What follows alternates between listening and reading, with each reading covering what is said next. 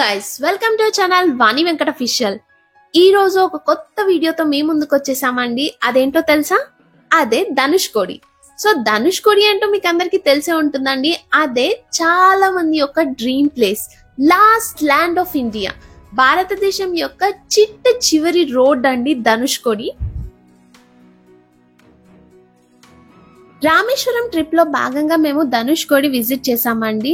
So Dhanush కోడికి వెళ్లే route ఉంటుందండి, అది అమోఘం, అద్భుతం, ఇంకా మాటలు లేవు.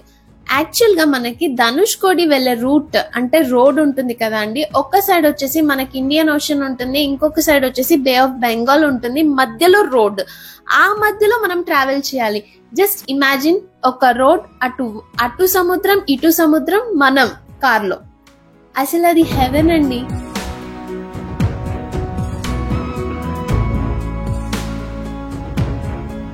యాక్చువల్ గా యూట్యూబ్ షార్ట్స్ లో, ఇన్స్టాగ్రామ్ రీల్స్ లో ధనుష్ కోడిని చూసి చూసి చూసి ఎప్పుడు వెళ్దామా అని అనుకునే వాళ్ళమండి. ఫైనల్ గా తీరిందండి మా ఈ కళ. మనకు రామేశ్వరం నుంచి ధనుష్ కోడి వచ్చేసి అప్రాక్సిమేట్ గా 20 కిలోమీటర్స్ డిస్టెన్స్ లో ఉంటుందండి. అదే ధనుష్ కోడి నుంచి శ్రీలంకకు వచ్చేసి 27 కిలోమీటర్స్ డిస్టెన్స్ లో ఉంటుంది.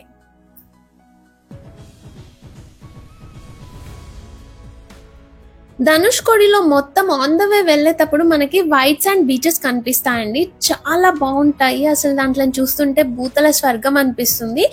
అంటే ఇలాంటి వైట్ శాండ్ బీచెస్ వచ్చేసి చాలా రేర్ గా ఉంటాయండి. మేము గోవా కూడా వెళ్ళాము, బట్ ఇలాంటి వైట్ శాండ్ బీచ్ అయితే నోటీస్ చేయలేదు ఎక్కడ.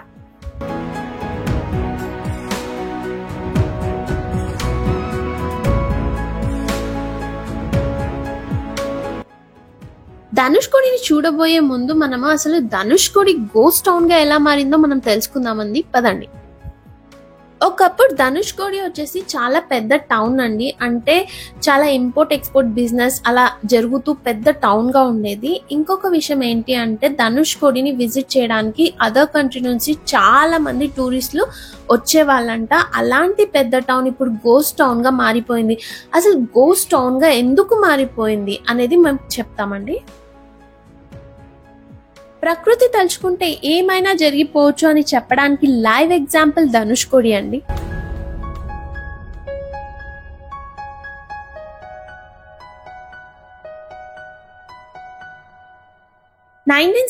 కంటే ముందు ధనుష్ కోడి చాలా పెద్ద టౌన్ అండి. అంటే ఒక టౌన్ కి కావాల్సిన అన్ని ఫెసిలిటీస్ ధనుష్ కోడిలో ఉండేవంట.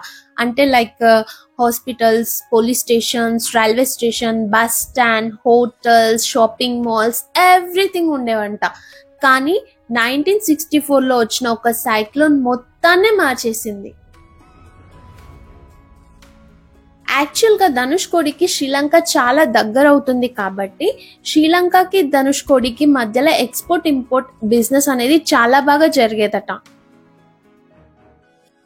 ఇక్కడ ఉన్న విజువల్స్ అన్ని చూసి మేము షాక్ అయిపోయామండి. ఎందుకంటే ఇంత పెద్ద టౌన్ ఇలా గోస్ట్ టౌన్ గా మారిపోయిందా, ఇంత నిర్మానుషంగా అయిపోయిందా అనేసి చాలా బాధేసిందండి.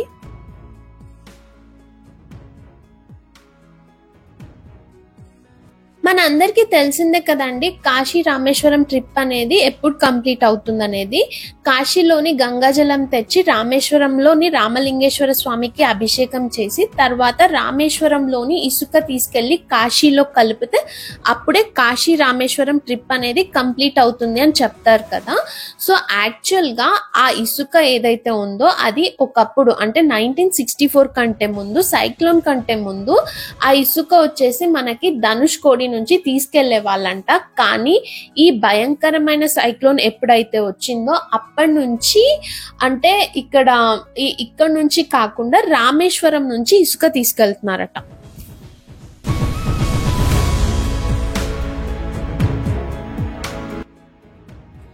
ఈ భయంకరమైన సైక్లోన్ వల్ల అప్రాక్సిమేట్లీ ఒక 1800 పీపుల్ చనిపోయారంటండి. ఇంకొక విషయం ఏంటి అంటే అది చాలా సాడ్ థింగ్. ధనుష్ కోడికి వచ్చే ట్రైన్లో ఆ టైంలో సైక్లోన్ టైంలో ఆ ట్రైన్లో ఉన్న 100+ పీపుల్ కూడా చనిపోయారంట.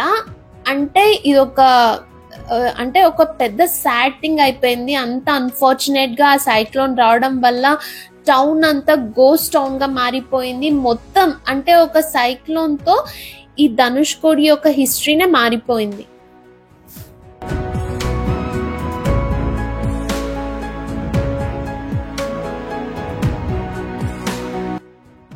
ఇక్కడ మీరు మ్యాప్స్ లో చూసినట్టయితే చూడండి, ఆ మధ్యలో లైన్ ఉంది కదా, ఒక చిన్న లైన్ లాగా కనిపిస్తుంది, అది వచ్చేసి రోడ్ అండి. ఇంకొక సైడ్ వచ్చేసి బే ఆఫ్ బెంగాల్, ఇంకో సైడ్ వచ్చేసి ఇండియన్ ఓషన్, మధ్యలో రోడ్. ఆ రోడ్ అనేది మ్యాప్స్ లో ఒక చిన్న లేయర్ లాగా కనిపిస్తుంది, ఒక లైన్ లాగా, ఒక దారం లాగా కనిపిస్తుంది. ఈ ఆసమ్ ఫీలింగ్ ని చెప్పడానికి అసలు మాటలు రావండి. అంటే ఈ జర్నీ అంతా నేను ఆ మ్యాప్స్, ఆ చుట్టుపక్కల ఇటు అటు వాటర్, ఆ road, I was focusing on this only. అంటే ఇంకా ఆ అమేజింగ్ థ్రిల్లింగ్ ఫీలింగ్ ఉంటుంది కదా, అది వర్ణనాతీతం.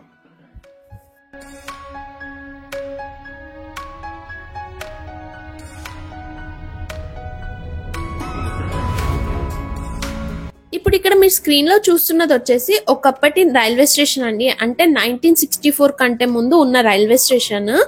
అంటే లైక్ ఆ సైక్లోన్ అనేది ఎంత పెద్దది అనేది మీరు అర్థం చేసుకోవచ్చు అండి ఇక్కడ ఉన్న సిచ్యువేషన్ ని బేస్ చేసుకొని. సో ఈ పాయింట్స్ అన్ని కన్సిడర్ చేసుకొని తమిళనాడు గవర్నమెంట్ వచ్చేసి ధనుష్కోడి అనేది సర్వైవల్ కి నాట్ ఫిట్ అని చెప్పేసి డిక్లేర్ చేసిందండి. ఇంకా అప్పటి నుంచి ఇక్కడ ఎవరు ఉండట్లేదు.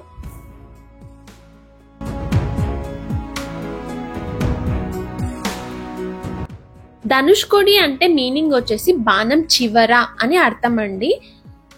అంటే శ్రీరాముల వారు రామసేతుని నిర్మించాలి అని అనుకున్నప్పుడు ఇనీషియల్ గా సముద్రుడు సహకరించలేదంట. అప్పుడు రాముల వారు బాణాన్ని సంధించారంట. అప్పుడు సముద్రుడు సహకరించడంతో రామసేతు అనేది నిర్మాణం జరిగిపోయింది. అప్పటి నుంచి ఈ ప్లేస్ ను వచ్చేసి ధనుష్కోడి అని అంటున్నారు.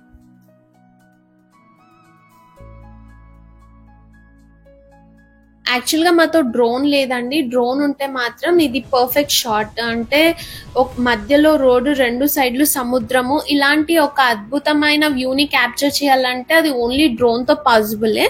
మేము వచ్చేసి ఈ విజువల్స్ అన్ని మొబైల్ తో క్యాప్చర్ చేసాము.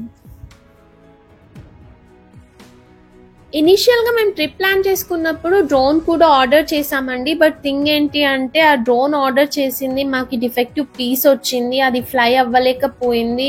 మేము ఎప్పుడైతే ట్రయల్స్ చేసామో అది ఫ్లై అవ్వలేదు. సో దాన్ని క్యారీ చేయడం కూడా యూజ్లెస్ అనిపించింది, అందుకే అది రిటర్న్ అయిపోయింది.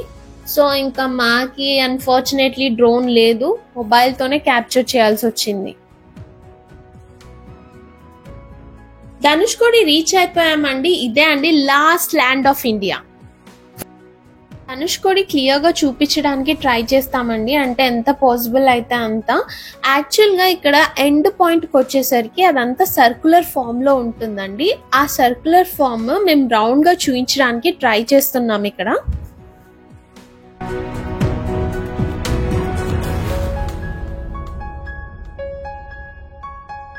వాటర్ కూడా చాలా బాగున్నాయండి. అంటే బ్లూ కలర్ లో, అంటే కొన్నిసార్లు మనకి కొన్ని బీచెస్ లో ఎలా అనిపిస్తుంది అంటే బ్లూ ఆ టైప్ ఆఫ్ వ్యూ అయితే కనిపించదు కదా, కానీ ఇక్కడ మనకి క్లియర్ బ్లూ లాగా కనిపిస్తుంది.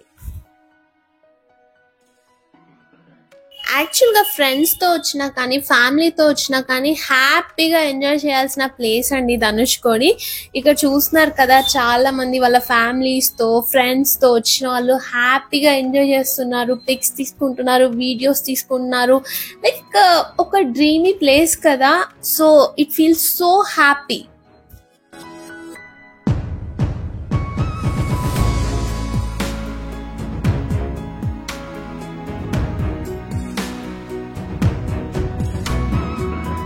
మనకు ధనుష్కోడి నుంచి కూడా రామసేతు క్లియర్ గా కనిపిస్తుందండి. అంటే డైరెక్ట్ గా చూడలేము, but with the help of binoculars మనం చూడొచ్చు. సో మేము మొబైల్ నుంచి జూమ్ చేసి చూపించడానికి ట్రై చేస్తున్నాం.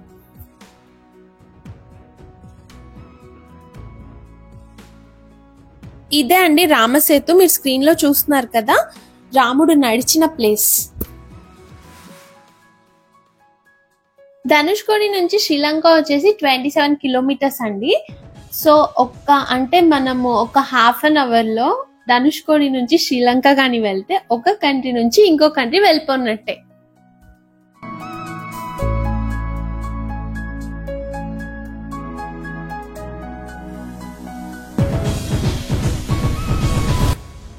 మేము ఇనీషియల్ గా కార్ కొన్నప్పుడు ఒకటి అనుకునే వాళ్ళమండి, అంటే ఒక సంథింగ్ లైక్ డ్రీమీ థింగ్. అదేంటి అంటే కార్ వచ్చేసి ఇండియా ఒక లాస్ట్ పాయింట్ కి వెళ్ళాలి అనేసి. సో ధనుష్కోడి వెళ్ళాలి అనేది ఒకటి ఉనింది. సో ఫైనల్ గా మా కార్ కూడా ధనుష్కోడికి వెళ్ళింది.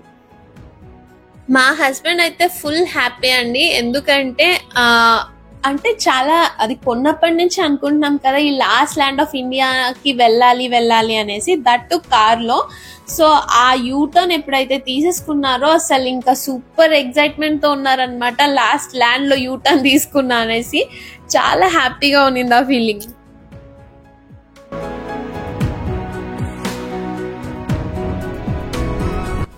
సో మళ్ళీ రిటర్న్ వస్తున్నప్పుడు మేము ఇక్కడ ఒక ప్లేస్ లో, అంటే చాలా క్లియర్ గా ఉందండి, ఆ ప్లేస్ లో మేము ఇక్కడ శాండ్ కలెక్ట్ చేసుకున్నాం ఒక బాటిల్లో.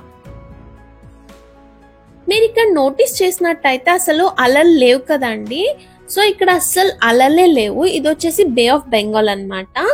అదే కానీ మనం ఇండియన్ ఓషన్ సైడ్ చూస్తే కానీ అలలు చాలా ఉంటాయి. అదేంటో అంటే ఒక సైడ్ ఏమో అలలు ఉన్నాయి, ఇంకొక సైడ్ ఏమో అలలు లేవు. అసలు దీని వెనుక లాజిక్ ఏంటి అనేది అసలు క్లారిటీ రాలేదు. ఇప్పుడు మీరు బే ఆఫ్ బెంగాల్ సైడ్ చూసారు కదండి, అలలు అస్సలు లేవు. ఇంకొక పాయింట్ లో చూపిస్తాము, లైక్ ఎక్కడైతే అలలు ఉన్నాయో, అంటే ఇండియన్ ఓషన్ వైపు అలలు ఉన్నాయని చెప్పాను కదా, అది కూడా మేము చూపిస్తాం ఇప్పుడు. ఇక్కడ మీరు చూస్తున్నది వచ్చేసి ఇండియన్ ఓషన్ అండి. చూస్తున్నారు కదా అలలు ఎంత క్లియర్ గా కనిపిస్తున్నాయి స్క్రీన్ లో. సో రోడ్ క్రాస్ చేసి ఇంకొక వైపు వెళ్తే అది వచ్చేసి బే ఆఫ్ బెంగాల్ అండి. ఇప్పుడు వస్తుంది అది. ఇది ఇండియన్ ఓషన్, క్లియర్ గా ఉన్నాయి, అలలు ఉన్నాయి. సో రోడ్ క్రాస్ చేసేసి ఇంకో వైపు వెళ్తున్నాం అనమాట ఇప్పుడు. సో ఇది వచ్చేసి బే ఆఫ్ బెంగాల్. ఇక్కడ అసలు అలలే లేవు, చూస్తున్నారు కదా, క్లియర్ గా ఉంది without any waves.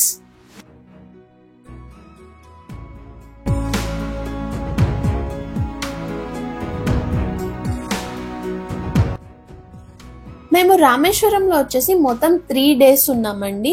So Dhanushkodi వచ్చేసి 2 times వచ్చాము. వచ్చిన ప్రతిసారి అంటే 2 times లో 2 hours ఉన్నాము. 2 hours వచ్చేసి మాకి ధనుష్కోడిలో జస్ట్ అలా 2 minutes లో అయిపోయిందండి. 2 minutes అంటే 2 minutes అంతే. ఎందుకంటే టైం అలా పాస్ అయిపోతుంది. ఆ ఎన్విరాన్మెంట్, ఆ క్లైమేట్, ఆ వాటర్, ఆ పీపుల్, అదంతా చూసి ఇలా అయిపోతుందంటే అలా అయిపోతుంది అంతే.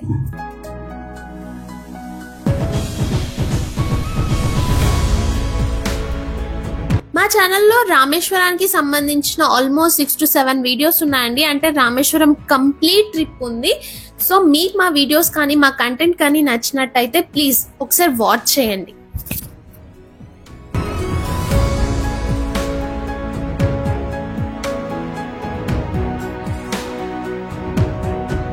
సో ఈ వీడియో ఇక్కడితో ఎండ్ చేస్తున్నామండి. మేము రిటర్న్ వెళ్ళిపోతున్నాము. థ్యాంక్ యూ ఫర్ వాచింగ్ ఆ వీడియో అండి. Stay tuned for more videos. మీకు కానీ మా ఛానల్ నచ్చినట్టయితే please like and comment your opinion. Thank you. Thanks for watching. Bye.